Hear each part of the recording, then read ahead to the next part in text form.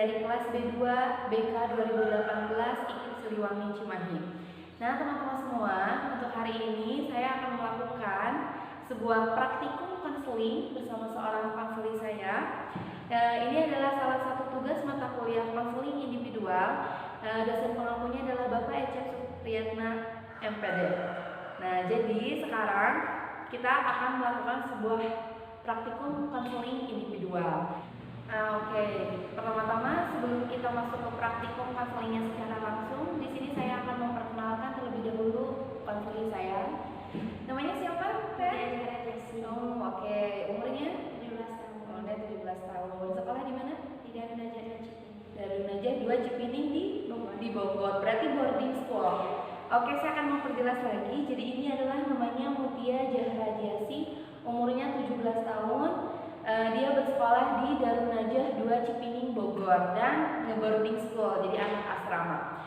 Nah oke, setelah kita perkenalan, apa kabar Muti? Alhamdulillah baik. Nah Mutia, kira-kira apa nih, ada kendala apa nih yang ingin Mutia ceritakan kepada saya? Mungkin di sana karena pada awalnya saya sekolah di sana, saya merasakan mungkin di sana enak atau gimana, karena sebelumnya saya juga pernah merasakan boarding school juga, tapi dekat gitu dari rumah. Di sana tuh di sekolah dulu di namanya tuh Cebol ya. Di Cebol itu nggak terlalu banyak kegiatan dan saya kayak merasa saya tuh bosennya gak ada kegiatan, gak ada apa gitu, gak ada eskul, gak ada apa. Nah setelah itu makanya saya pindah ke Darun Najah Cipining untuk lebih giat dalam kegiatan dan mengikuti semua ekstrakurikuler. Ternyata setelah saya mengetahui banyak kegiatan di sana, saya sangat capek gitu, sangat capek dari subuh, dari bangun tidur tuh sampai jam 2 tuh masih sekolah.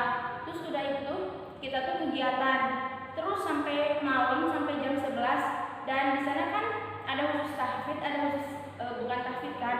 Nah alhamdulillah di sana tuh saya masuk tahfidz, alhamdulillah. Dan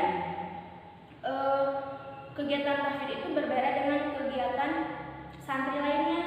Nah kalau santri lain tuh setelah sore itu kegiatan ekstrakurikuler, tapi kalau tahfidz itu harus menghafal Quran sampai larut malam jam 11. Nah, di situ saya emang nikmat gitu ya menghafal Quran, tapi di satu lilin tuh di satu sisi lain saya tuh mengeluh dan capek gitu. Apalagi kan banyak kegiatan sampai jam 10 malam tuh masih ada kegiatan, paling kita tidur tuh jam 11 malam 12. Udah gitu kan di sana tuh emang peraturannya ketat banget ya.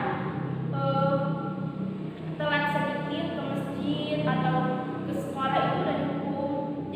Jadinya gimana ya, pada saat aku tuh capek banget ternyata. Dengan banyak kegiatan dikira tuh rame gitu, emang rame, tapi kayak gimana gitu ya, emang ada capeknya, ada enggak. Kadang emang sih kalau bahagia sama temen capeknya jadi hilang.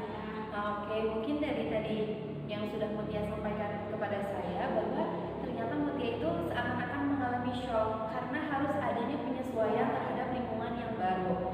Nah dari asalnya mungkin Mutia waktu SMP-nya kuliah, waktu SMP-nya sekolah di Cibubur, akhirnya dengan kegiatan yang tidak terlalu padat, dan setelah SMA-nya Mutia pindah ke boarding school yang baru yaitu di Cipining, akhirnya ada satu penyesuaian yang baru. Di situ adanya kegiatan yang memang jadwalnya itu sangat padat sekali. Mutia pikir awalnya mungkin dengan kegiatan atau jadwal yang padat itu akan seru, akan lebih banyak pengalaman, tentunya seperti itu. Tapi setelah Mutia jalani semakin kesini, bahwa Mutia itu mengalami bahwa adanya stres mungkin karena terlalu banyak jadwal, terus adanya mungkin harus penyesuaian lebih lagi karena mungkin sebelumnya tidak seperti itu. Oke. Tapi gimana nih kalau saya boleh tahu, apa sih yang sekarang Mutia rasakan setelah Mutia tuh tahu bahwa ternyata penyesuaian yang Mutia lakukan itu untuk bisa menyesuaikan diri dengan lingkungan yang baru tuh kayak gimana sih? Kalau mau boleh saya tahu. Saya mungkin saya kan asalnya tuh gak terlalu gitu ya. Maksudnya tuh di sekolah lain tuh gak terlalu capek. Ternyata setelah saya menginjak SMA dan saya masuk ke dalam leadership ini, mungkin emang lebih dewasa, harus lebih kegiatannya harus lebih ekstra gitu ya. Dan mungkin capeknya di sini tuh belum sebanding dengan capek yang kita kira tentang masa depan kita. Maksudnya jadi saya tuh jadi pembelajaran buat saya juga, karena kan lebih kita meningkat usia dan itu mungkin lebih berat ujiannya dan lebih banyak kegiatan apa yang kita lakukan. Mungkin itu penyesuaian saya dari SMP. Jadi mungkin sekarang penyesuaian yang mau dia lakukan ini lebih bagaimana manajemen waktu, ya kan? Bagaimana segala sesuatu kegiatan yang mau dia lakukan itu sudah terjadwal dengan baik. Mau tidak mau harus dia lakukan. Bagaimanapun keadaannya, mau dia misalkan mengalami satu tekanan mungkin yang pastinya dianggap awal-awal itu berat, tapi semakin kesini akhirnya semakin terbiasa. Oke. Terus Muti, kalau boleh tahu nih, sekarang setelah Muti merasakan kegiatan tersebut gitu ya, yang akhirnya semua jadwalnya padat, apa sih yang sekarang Muti rasakan? Apakah sekarang sudah mulai merasakan happy atau memang sudah masih merasakan adanya tekanan dan memang belum terlalu bisa menyesuaikan diri?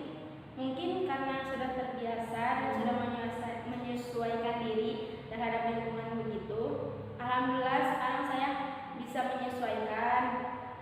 Walaupun kegiatan padat, kita harus menyesuaikan diri gitu. Meskipun waktu harus terjaga ini, tapi kita tuh kadang di satu sisi emang sih saya juga merasakan capek, tapi kan ini juga sebagai suatu pembelajaran buat saya.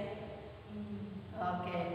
Nah, kalau dari hasil pembicaraan kita yang Mutia sampaikan terhadap saya rasa proses penyesuaian diri itu sangat penting gitu kan. Pastinya ketika kita melakukan sesuatu yang baru, dari asalnya kita tidak melakukan hal itu dan akhirnya kita melakukan hal itu, pastinya akan ada penyesuaian terhadap lingkungan dengan diri kita. Nah, saya punya tips nih buat Mutia supaya gimana sih caranya kita bisa melakukan penyesuaian diri. Pastinya awal-awal itu akan terasa berat, tapi bagaimana kita menyesuaikan diri dengan baik. Kita ini harus bisa menyeimbangkan antara berpikiran bahwa ternyata apa yang kita lakukan ini pasti ada manfaatnya untuk kita sendiri. Maka dengan adanya pemikiran seperti itu, saya rasa segala sesuatu yang kita lakukan seberat apapun, kalau kita tahu tujuannya akan seperti apa, itu akan terasa lebih ringan, gitu kan? Tadi Mutia juga sudah menyampaikan itu terhadap saya. Terus bagaimana kita harus bisa lebih mengatur manajemen waktu. Apalagi kan kalau di boarding school seperti itu, sebetulnya manajemen waktunya itu sudah tertata dengan baik. Bagaimana schedule waktunya itu sudah ditentukan oleh pihak boarding schoolnya itu sendiri. Jadi kita tinggal mengikuti saja. Nah, yang jadi permasalahannya sekarang mungkin yang Mutia rasakan itu adalah bagaimana sih kita ingin menyesuaikan diri kita dengan jadwal atau kegiatan yang memang diberikan oleh si itu. Nah, kalau menurut saya Muti, selain kamu merasa bahwa ini semua itu adalah satu pengalaman yang baru ya, yang nantinya akan berimpact yang baik terhadap kita di masa depan, tentunya kamu tuh harus lebih mempersiapkan diri kamu sendiri. Maksudnya lebih mempersiapkan diri itu pasti kan dengan schedule yang sepadat itu kan capek ya kan, atau mengalami stres. Maksudnya stres di sini tuh kadang apa yang tidak kita lakukan sebelumnya jadi kita lakukan. Nah, jadi bagaimana kita lebih bisa mengatur diri, betul kan Mutia? Seperti itu ya. Nah, tapi sekarang nih setelah Mutia setelah Mutia mengalami semua kegiatannya, apakah udah happy gitu? Happy ya sekarang jadi enjoy, di bawah aja meskipun itu berat gitu kan. Kalau kita menganggap itu berat, soalnya kan susah.